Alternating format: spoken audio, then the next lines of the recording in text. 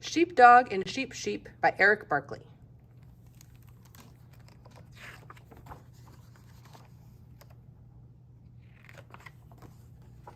This is Sheep. She loved to dance.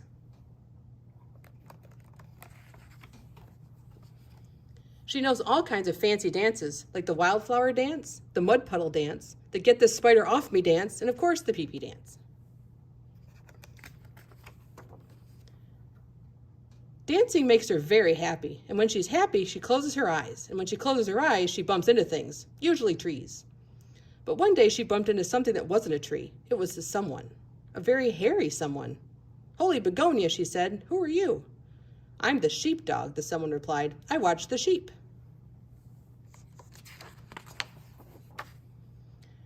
"Well, I'm a sheep. I watch sheep too. Everyone knows I'm an expert at watching sheep."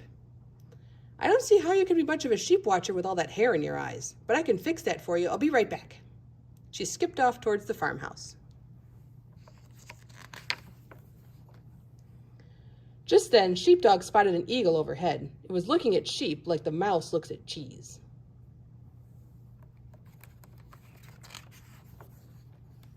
The eagle dived, but Sheepdog told him to vamoose. Sheep found Sheepdog waiting for her outside the farmhouse, and she tied his hair into a pretty bow. "Now you'll be able to see the sheep," she said, "except you're still missing something very important. I'll be right back." Sheepdog looked around. It was true he could see a little better with his hair pulled up. There was the shed, and the apple tree, and the coyote. "Coyote!"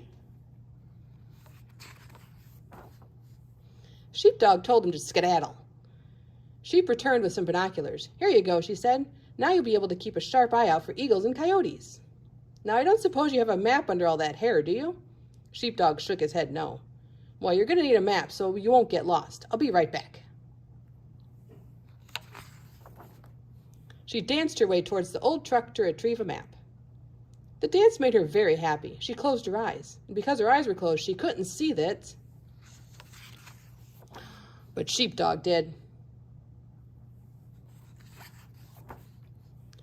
Sheep kept on dancing. She had some extra fancy moves. Like most of Sheep's dances, this one ended with a bump on the head, but she had meant to do that. Really.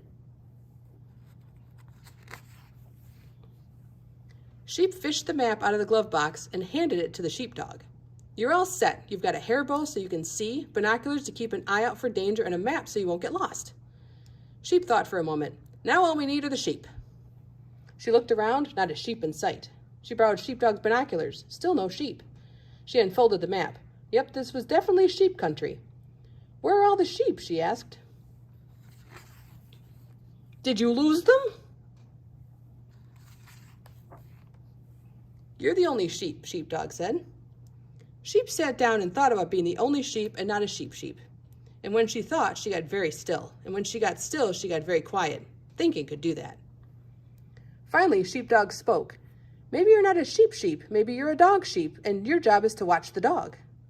After a moment, Sheep replied, "Well, of course I'm a dog sheep. Everyone knows I'm an expert at watching dogs." The end. And that was Sheepdog and Sheep Sheep.